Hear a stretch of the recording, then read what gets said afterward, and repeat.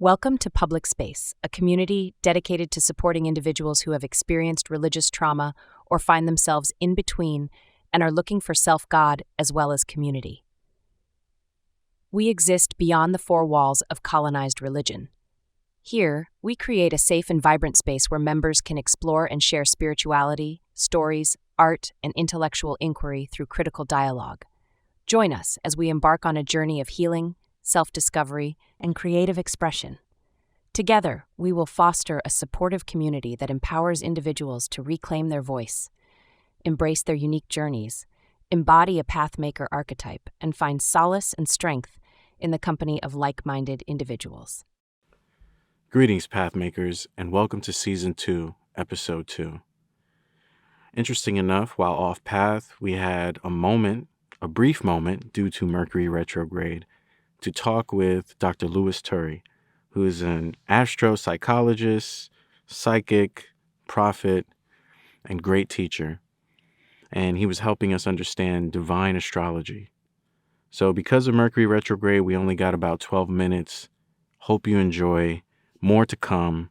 We're looking to set up a time to talk more with Dr. Turry about divine astrology and how this concept can help practitioners like ourselves who are venturing off path beyond religion. So enjoy. All right. Welcome, Dr. Turry. Please, can you start us off with telling us a little bit about yourself and your work? Well, first, let me thank you for having me as your guest. And I am French-American, of course. I have both nationalities. I was born and raised in the south of France, in Provence, where Nostradamus was born. And again, I've got nothing to do with the great prophet. Apart from that, I was born under the same stars out there, and I spent pretty much my entire life rekindling his 16th century divine astrology methodology. That's where I'm from. That's incredible. Thank you so much. And we are a little bit familiar with the many publications that you have written. But today we were just interested in wondering if you could elaborate or help us understand better the concept of divine astrology. Well, divine means that I am not either teaching my student or dealing with client with the mathematical jargonized modern astrology, which involve trans, sextile, solar, Saturn, return, opposition, conjunction, all this mathematical jargon literally does not help anyone which is interested in understanding his relationship with God, cosmic design. So I make it simple. That's why I call it divine. We are using intuition. We are using symbolism. We are using simple words, anything and everything that allow them to understand how they were computerized by the scheme of things. Yeah, that's incredible. Wow. As a follow-up question, what drew you to this work? What drew you to start seeing the stars as divine language? Well, first of all, you're not going to teach Michael Jackson, for example, to sing and dance. You're not going to teach people to do what they do best naturally. So I was born with a UCI, or unique celestial identity, which allows me to enter the archetypal realm of supracosmic consciousness and understand God cosmic design, or Jesus cosmic ministry, so to speak. Um, so it's a gift that could become also a curse sometimes, because you get to know so much, yet people are not either willing or ready to delegate a cosmic consciousness. They'd rather stay into what they feel comfortable, which means they are religious indoctrination. Yeah, that is interesting. That is interesting. And in your work, you do mention how religion is sort of holdings. It holds people from continuing to see themselves or what they can become. Could you elaborate a little bit more about that? Because some of our listeners or people in the audience or in the community, they're kind of transitioning from religion to outside of it, and they have concerns. But it seems like your work can contribute to some sort of confidence in knowing that God is on the other side. Yeah, again, you're not going to go to hell. This is it. you know, you human do not learn their karmic lesson by readings. That's why you feel the pain emotionally and physically. So you're already on hell in your ignorance and your fears, but you can turn it into a paradise if you build up enough cosmic consciousness and use those stars that were given to you as a birthright by the Creator Himself. And let me tell you a little story. I got to bring you back when I was about 8 or 9 years old. Um, every Tuesday, we had to go to the church. I mean, that is government. Indoctrination started really, really early so that politically oriented churches will survive without paying tax on your donations, can survive. So the first time I enter the church, I saw a man in a cross and I saw blood coming out from his heart.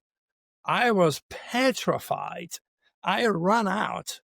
Of course, the priest and my teacher ran after me. He said, what's wrong with you, Louis? I said, I don't want to be there. And then the priest was stinking wine. And I said, stay away from me. You stink. Your breath smell. I was a kid. I was very honest. So at a very early age, I subconsciously knew that was the wrong way to go in seeking God. It's just man-made.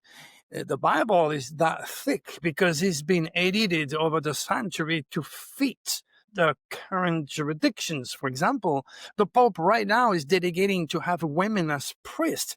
It's either they adapt or they die. The same with the LGBTQ community. They all have to be accepted in order for the church to survive. So it's just a really, really big manipulation, an agenda that has been cursing humanity since the get-go. Again, I am Christian myself because I was born in France. But if I was born in the Middle East, in Asia, or in Africa for that matter, I would not be Christians. So, critical thinking tells you that we are all cursed geographically by a religion that has been imposed upon our family for centuries. And there are over 5,000 denominations to be poisoned with, while actually all this is man-made. The problem that I have is when you start to change the ultimate divine jurisdiction imposed by God cosmic design and change that with man's religious folly, what you get is the huge chaos we are in, where people do not degenerate. They do not regenerate, they degenerate because they don't have the answers to what it means to be human as intended by God when He created the stars and the heavens, to be used as sign so that you may lead a safer, more productive life, I may add. Yeah, beautifully said. Thank you. Powerful. And it is a great reminder that along this path, there's intuition. And we were wondering if you could speak on that, the role of intuition and inner divinity when understanding the stars. Well, first of all, let's be objective. Your mind is nothing else than a computer which is reacting to an outside stimuli induced by the universal mind. So we all have been basically computerized, okay, to perceive our reality and perceive our life through our 5 limited human rational senses. However, when you're a Pisces like me, you're born with a tremendous amount of intuition, extra sensitivity that can allow you to do the job that I do as an astropsychologist, astrology, or even psychic, whatever fits you, so to speak. Intuition, it's something that, again, you're born with or you're not. If your astrological chart or your UCI, meaning unique celestial identity, happens to be loaded with Earth sign, You're going to be logical, you're going to be rational, you're going to turn yourself into an engineer, a mathematician, someone who builds gearbox or bridges. And we need this type of people that end up, since they are practical irrationals, in position of power structure. But if you are loaded with water sign, then you're going to be more sensitive, intuitive, creative, and you'll be naturally drawn to become an artist, a painter, a photographer, a spiritualist, God knows what. So you're already preset by the cosmic code to have and be born with intuition, or with less intuition if you fall under the rational earth sign. It's just a matter of education. And currently, I might add, Mercury, the planet of communication, is retrograde.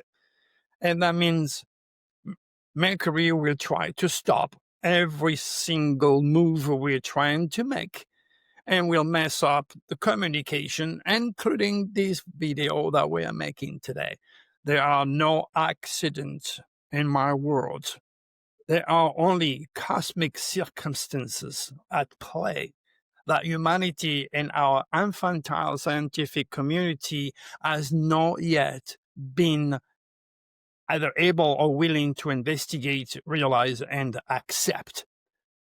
I see that you're gone. And again, I can only blame Mercury, the planet of communication and transportation, being retrograde.